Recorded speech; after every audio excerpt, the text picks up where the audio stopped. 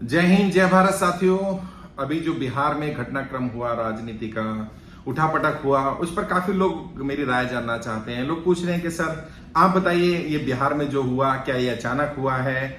इसके पीछे क्या रणनीति रही? भारतीय जनता पार्टी या अमित शाह जी, जो अपने आप को राजनीति का चाणक्य बोलते हैं, वो क्यों सफल नहीं हो पाए? उन्हें सत्ता से बाहर कर दिया गया। क्या नीतीश कुमार जी उन्हें पछाड़ दिया उन्होंने, या क्या अभी भी भाजपा के पास कुछ बचा है? क्या ये भाजपा का डाउनफॉल शुरू हो गया है? साथियों, 3-4 चीजें बताता हूं जो बिहार का घटनाक्रम अभी हुआ है उसके बारे में। सबसे पहली बात तो ये बात समझ लीजिए कि ये कोई एक दिन या एक हफ्ता या एक महीने का घटनाक्रम नहीं है। भले ये दिख रहा है कि आज हुआ है, भले दिख रहा है कि कल उन्होंने समर्थन वापस लिया, आज सरकार बना ली, परंतु बैक एंड पर, पर्दे के पीछे कम से कम पिछले 5 से 6 महीने से इसके कयास लगाए जा रहे थे, इसकी प्रक्रिया चल रही थी।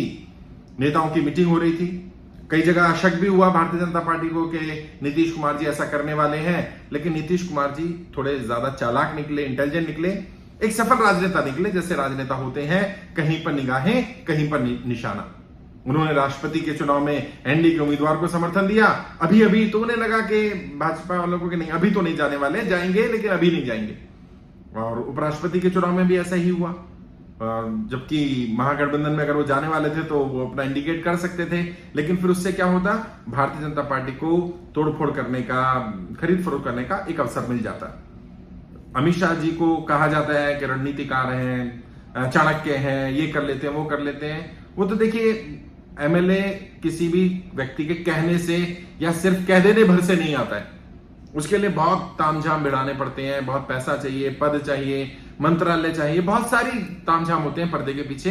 वो आप सब जानते हैं, जो राजनीति में हम ऑलरेडी जानते हैं कि क्या क्या करना पड़ता है, साम दाम दंड भेद सब अपनाना पड़ता है। लेकिन ये वाकई में भाजपा की एक बहुत बड़ी हार है, बहुत बड़ी सेटबैक लगा है भारतीय जनता पार्टी को। लेकिन नीतीश कुमार जी के बारे में ये बात पहले से ही पता है सबको। ऑल्दो वो 8वीं बार मुख्यमंत्री बन रहे, लेकिन वो कभी भी पलट सकते हैं, और उनको पलटू चाचा तो नाम तेजस्वी जी ने दिया ही था। लेकिन इसके पीछे सबसे पहली चीज तो जैसे मैंने बताया कि ये कोई एक दिन में हुआ काम नहीं है। ये घटनाक्रम दिख रहा है कि अभी हुआ है, लेकिन ये पिछले 5 से 6 महीने से पर्दे के पीछे काम चल रहा था। दूसरी चीज ये, भारतीय जनता पार्टी जो एक गलती कर रही है, और समय रहते उन्हें सतर्क हो जाना चाहिए। यदि वो सतर्क नहीं हुए तो आगे भी नुकसान होगा उन्हें। क्या गलती कर रही है? जिस व्यक्ति ने भी, जिस पार्टी ने, जिस संगठन ने उनके साथ गठबंधन किया है, लॉन्ग टर्म में उन्हें नुकसान ही हुआ है। भारतीय जनता पार्टी पहले उसके कंधे पर खड़ी होती है और फिर आहिस्ता आहिस्ता आहिस्ता आहिस्ता उसको नीचे दबा करके समाप्त करने का काम करती है। कोई भी एग्जाम्पल ले सकते हैं आप, चिराग पासवान का एग्जाम्पल ले सकते हैं। चिराग पासवान की पार्टी को समाप्त कर दिया गया, जबकि उनके चाचा पशुपति पारस जी वो मंत्री केंद्र सरकार में, और उनकी जो पार्टी थी लोक जनशक्ति पार्टी, उस पर कब्जा करवा दिया।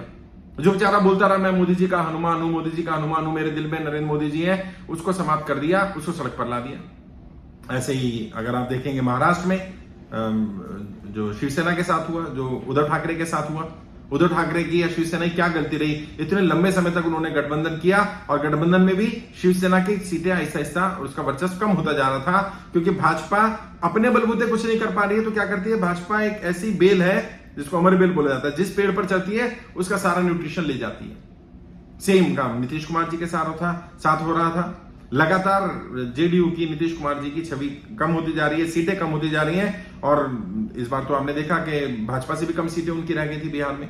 तो उनके पास कोई चारा नहीं बचा था। और भारतीय जनता पार्टी का ये बिहेवियर लगभग सभी गठबंधन के साथियों के साथ है। अकाली दलों के साथ भी पंजाब में ऐसा ही हुआ। अकाली दल को ही खाना शुरू कर दिया उन्होंने, भाजपा वालों ने। जिस पार्टी ने भी भारतीय जनता पार्टी को अपने कंधे पर बिठाया, भारतीय जनता पार्टी उनके कंधे पर खड़े होकर के बड़ी हो गई और उनको समाप्त करने का काम करना शुरू कर दिया। ये रणनीति ठीक नहीं है। यदि आप किसी के साथ रहते हैं तो उसके वफादार बन करके रहना चाहिए। यदि मैं आपका दोस्त हूं और मैं आपका ही अहित करने लग जाऊं, आपके ही गड्ढे खोदने लग जाऊं, तो आज नहीं तो कल आप मेरा विरोध कर ही देंगे। लेकिन राजनीति संभावनाओं का खेल होता है। राजनीति में कोई भी परमानेंट दोस्त या दुश्मन नहीं होता है। तो वहां पर तो इस तरह की चीजें चलती रहती हैं, और राजनेता इस मामले में बहुत मैच्योर होते हैं। वो दिल पर नहीं लेते इन चीजों को। इन्होंने पहले ये कहा था, नीतीश कुमार जी ने तेजस्वी को क्या कहा, तेजस्वी जी ने या लालू जी ने नीतीश को क्या कहा, या बीजेपी वालों ने पहले क्या कहा, फिर चले गए। ये सब राजनीति में चलता रहेगा। ये ज्यादा महत्वपूर्ण नहीं है। महत्वपूर्ण ये है सीखना, क्योंकि गलती हो जाने पर तीन ही काम किए जा सकते हैं। पहला, गलती को स्वीकार करना, गलती हुई। दूसरा, गलती को ना दोहराना, ये प्रण लेना कि मैं गलती रिपीट नहीं करूंगा। और तीसरा, उस गलती से सीखना। भारतीय जनता पार्टी को इस गलती से सीखना चाहिए और ये प्रण करना चाहिए कि दोबारा वो ऐसा नहीं करेंगे। भारतीय जनता पार्टी ने किसी भी गठबंधन साथी को कभी भी ग्रो करने के लिए काम नहीं किया, समाप्त करने के लिए काम किया। पद दे करके समाप्त किया, पैसे देकर समाप्त किया, एमएलए को खरीद कर समाप्त किया, सरकार को समाप्त किया, गुटबाजी करके किया, जो भी करना पड़े पार्टी को समाप्त कर दिया। और हर राज्य में, हरियाणा में देख लीजिए इंडियन नेशनल लोकदल के साथ क्या किया गया, जेजेपी को खड़ा किसने किया, सब जानते हैं इस बारे में। या अब बिहार का एग्जाम्पल है आपके पास, महाराष्ट्र का एग्जाम्पल है आपके पास। ज्यादातर राज्यों में इस तरह का काम भारतीय जनता पार्टी कर रही है अपने गठबंधन के सहयोगियों के साथ। ये ठीक नहीं है और इसका खामियाजा उनको सरकार गंवा करके भुगतना पड़ा है। तीसरी चीज एक और जो शायद पब्लिक डोमेन में नहीं आ रही है, डिस्कशन में नहीं आ रही है, लोग उस पर बात ही नहीं कर रहे हैं। क्या? बिहार की जनता परेशान है महंगाई से, बिहार की जनता परेशान है बेरोजगारी से, बिहार की जनता बिहार के विकास के ना होने से परेशान है, बाढ़ से परेशान है, बहुत सारी समस्याएं हैं। लेकिन इन सारी समस्याओं के बावजूद भी बिहार का कोई ऐसा लीडर सामने नहीं आ रहा जिस पर जनता को नीतीश कुमार जी से ज्यादा भरोसा हो। और नीतीश कुमार जी की इसको स्ट्रेंथ कह लो, उनकी अचीवमेंट कह लो, उनकी फेस वैल्यू कह लो, उनकी इमेज कह लो, जो भी कहो, नीतीश कुमार जी को एक एज मिल रहा है और इस पर किसी का ध्यान नहीं है। इसको लोग समझ नहीं पा रहे, इसको अंडर एस्टिमेट कर रहे हैं लोग। या तो तेजस्वी को हीरो बना रहे हैं, तेजस्वी जी ने, हाँ बिल्कुल ठीक है, जब कोई व्यक्ति गठबंधन करता है तो झुकना भी पड़ता है, बहुत सारी चीजें करनी पड़ती हैं, कई बार सहमत नहीं होकर के भी सहमति जतानी पड़ती है। तो बहुत काम किए उन्होंने, किए होंगे नो डाउट, मैं ये नहीं कह रहा हूं कि उनकी ताकत कम रही या उनका मेहनत कम रहा, लेकिन नीतीश कुमार जी की अपनी जो छवि है, भाजपा उसको रीड करने पाने में या उसको देख पाने में थोड़ी सी असमर्थ रही। अब इन्होंने बोल दिया है कि हम रोजगार के लिए सबसे पहले काम करेंगे, और यदि नीतीश कुमार जी जैसा कह रहे हैं कि 4-5 लाख लोगों को, 10 लाख लोगों को अगले 2 साल में रोजगार दे देंगे, अगर दे पाए तो फिर तो वो छवि और अच्छी बन जाएगी। यानी भाजपा के लोग रोक रहे थे नीतीश कुमार को, नीतीश कुमार अच्छे व्यक्ति हैं, उन्हें रोका जा रहा था। ये चीज शायद पब्लिक डोमेन में नहीं। और इससे एक फायदा यह होगा कि महागठबंधन को या विपक्ष को थोड़ी ताकत मिली, भारतीय जनता पार्टी को उन्हीं के दांव पे से हराया जा सकता है। जैसे वो सरकारें रातों रात पलटने में माहिर हैं, ऐसे ही उनके साथ किया जा सकता है। ये भी एक संदेश जाएगा। एक और चीज जो भारतीय जनता पार्टी के लोगों को सीखनी चाहिए इससे, और ऐसा आगे ना हो उसके लिए तैयारी रखनी चाहिए, भारतीय जनता पार्टी गठबंधन में ना जाकर के अपनी लीडरशिप फेस वैल्यू बिल्ड करे। भारतीय जनता पार्टी में सबसे बड़ी समस्या यह है, गिने चुने नेता रह गए हैं जो फ्रंट लाइन पर हैं और सेकंड लाइन ऑफ लीडरशिप अभी उतनी ज्यादा तैयार नहीं है।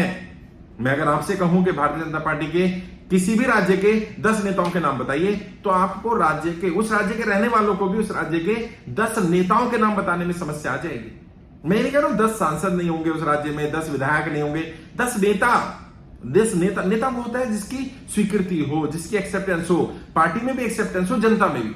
ऊपर से थोप दो और बस इसको स्वीकार करना है, तो वही होगा जो गुजरात वाला हाल हुआ कि आपको मुख्यमंत्री बदलना पड़ेगा और फिर दोबारा मुख्यमंत्री बदलने की तरफ जाना पड़ेगा, और इससे जनता में छवि खराब जाएगी, और जैसा बाकी राज्यों में भी हुआ है। और ये गठबंधन की राजनीति से या तोड़फोड़ की राजनीति से, इससे किसी भी दल, किसी भी नेता की छवि अच्छी नहीं बनती है, बल्कि खराबी बनती है और लॉन्ग टर्म में इससे नुकसान होता है। और जब भारतीय जनता पार्टी कहती थी चाल चरित्र और चेहरे की, हम अलग पार्टी हैं, we are party with the difference, तो उन्हें वही सब करने की क्या जरूरत थी जो कांग्रेस करती थी। और आज तर्क दिए जाते हैं कांग्रेस भी तो सरकारें तोड़ देती थी, कांग्रेस भी तो रातों रात सरकारें गिरा देती थी। भाई कांग्रेस से लोग परेशान थे, तभी तो आपको लेकर के आए थे, इसलिए थोड़े लाए थे कि आप भी वही काम करेंगे जो कांग्रेस करती थी। और यदि आप भी वही काम करेंगे जो कांग्रेस करती थी, तो कल जनता फिर कांग्रेस की तरफ चली जाएगी। तो आपको खुद अपनी नीतियों में बदलाव करना पड़ेगा, परिवर्तन करना पड़ेगा। एक आखिरी चीज जो बिहार से और पूरे देश से सीख लेनी चाहिए कि जो बिहार में तो हो गया, बाकी देश में भी इस तरह का उठापटक होना तय है। भले ही इस तरह से ना हो कि गठबंधन में सरकार थी और वापस चले जाए, सरकार से बाहर निकाल दिया जाए भारतीय जनता पार्टी को, लेकिन सरकार से जनता बाहर निकाल सकती है। जनता नाराज है, जनता अपने मुद्दों से परेशान है। सबसे बड़ी दिक्कत जनता के सामने इस समय महंगाई की है, बेरोजगारी की समस्या है। हर घर में एक पढ़ा लिखा लड़का लड़की बेरोजगार बैठा हुआ है। महंगाई आसमान छू रही है, हर चीज महंगी हो रही है, और कोई सरकार के पास इसका लॉजिक नहीं है। सरकार स्वीकार ही नहीं कर रही कि महंगाई है। और अब मंदे की हाल भी है, इस समय मंदे का दौर चल रहा है। तो एक तरफ जनता तो देख रही है नेताओं के पास करोड़ों रुपए निकल रहे हैं, और वो बताया जा रहा है भाजपा के लोग पैसे प्रोवाइड कर रहे हैं और कई विधायकों को रखा जाएगा, 50 विधायकों को तोड़ा जाएगा, होटल का बिल किसने दिया, उनको पैसे या कोई भी दिया गया होगा सुविधाएं तो किसने दी, बसें चल रही हैं कौन दे रहा है, लग्जरी गाड़ियां जा रही हैं कौन दे रहा है इसका पैसा, जनता सब देख रही है। तो जनता की नजरों में आहिस्ता आहिस्ता भाजपा का डाउनफॉल शुरू हो गया, थोड़ी सी छवि डेवलप हो गई है। यदि समय रहते इस छवि को नहीं बनाया गया, नहीं मेंटेन किया गया तो ये बहुत तेजी से गिरेगी।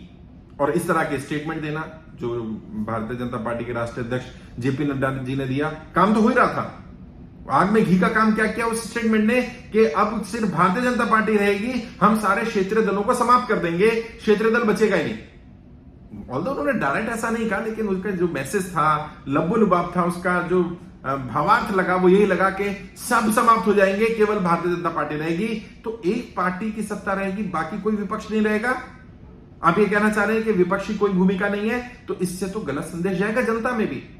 जनता तानाशाह को स्वीकार नहीं करेगी। अगर जनता को तानाशाह स्वीकार करना होता तो जनता ये डेमोक्रेटिक प्रोसेस को एक्सेप्ट ही नहीं करती।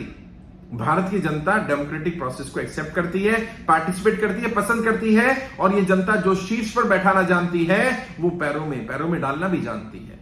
ये बात समझनी पड़ेगी, समय रहते समझनी पड़ेगी। और इसमें सारा सबसे ज्यादा जो इस पे लॉस हुआ वो भारतीय जनता पार्टी को हुआ। सबसे ज्यादा सीखने समझने के लिए, सुधार करने के लिए भारतीय जनता पार्टी को ही है, उन्हें ही बदलना पड़ेगा। अपने नेताओं के बिहेवियर को बदलना पड़ेगा। सत्ता आ जाने का मतलब डाउन टू अर्थ होना होता है, एटीट्यूड मेंटेन करना नहीं होता है। सत्ता आ जाने का मतलब आपको लोगों की ज्यादा सेवा करने के लिए सत्ता मिली है, ना कि मेवा खाने के लिए सत्ता मिली है, ना कि पार्टियां तोड़ने, पार्टियां बदलने के लिए या दूसरे गठबंधन में सरकार बनाने के लिए, इसकी पार्टी को तोड़ देने के लिए, इस सब काम के लिए नहीं मिली है। ये बात नेताओं को समझनी पड़ेगी। भारतीय जनता पार्टी के नेता बहुत समझदार है, वो समझ भी रहे हैं और बहुत फूक फूक के कदम रख रहे हैं। मैं स्टेटमेंट सुन रहा था बिहार के नेताओं के भी और राष्ट्रीय स्तर के नेताओं के भी, वो नीतीश कुमार जी पर ज्यादा अटैक नहीं कर रहे हैं, वो लालू जी की बात कर रहे हैं, वो तेजस्वी की बात कर रहे हैं, वो कह रहे हैं पहले ऐसा कहा गया, पहले ऐसा कहा गया, लेकिन वो डायरेक्ट अटैक नहीं कर रहे हैं क्योंकि वो भी जानते हैं कि नीतीश कुमार जी कभी भी इधर आ सकते हैं। और ये टेम्परेरी फेज है भारत की राजनीति का, इसमें राजनीति का स्तर काफी गिर रहा है। तो कौन सही है कौन गलत है ये कहना, और राजनीति में सही गलत होता भी नहीं है। राजनीति में तो जो जीता वो सिकंदर, जो जीत गया वो अपने हिसाब से लिखेगा। आज के हीरो नीतीश कुमार जी हैं, आज के हीरो तेजस्वी यादव जी हैं, और नीतीश कुमार जी को 8वीं बार मुख्यमंत्री बनने के लिए बहुत बहुत शुभकामनाएं। तेजस्वी यादव जी को दोबारा उप मुख्यमंत्री बनने के लिए बहुत बहुत शुभकामनाएं, और उम्मीद करते हैं कि नई सरकार बिहार की जनता के हित में फैसले लेगी, बिहार के लिए काम करेगी। वरना जनता सब देख रही है। और कुछ लोग कह रहे हैं कि गठबंधन धर्म नहीं निभाया। जब गठबंधन में चुनाव लड़ा था तो गठबंधन धर्म तो भाजपा ने भी नहीं निभाया था। जब महागठबंधन में नीतीश जी ने चुनाव लड़ा था तो आप पिछली बार सरकार क्यों बनाने चले गए थे? और राजनीति में इतना आदर्शवाद अब बचा नहीं है, तो इस चीज को गलत कहना कि भाजपा तब गलत थी या नीतीश अब गलत है, या नीतीश तब गलत थे अब गलत है, या तेजस्वी जी तब गलत थे या आप गलत हैं, राजनीति में उस नैतिकता के लिए इतनी जगह नहीं है। हाँ, जो नैतिक लोग हैं, जो नैतिकता से राजनीति करना चाहते हैं, उनके लिए एक बहुत बड़ा सेटबैक है, बहुत बड़ा झटका है। भले ही कोई जीत जाए कोई हार जाए, लेकिन राजनीति तो हारी ही है। ये राजनीति की बहुत बुरी हार है।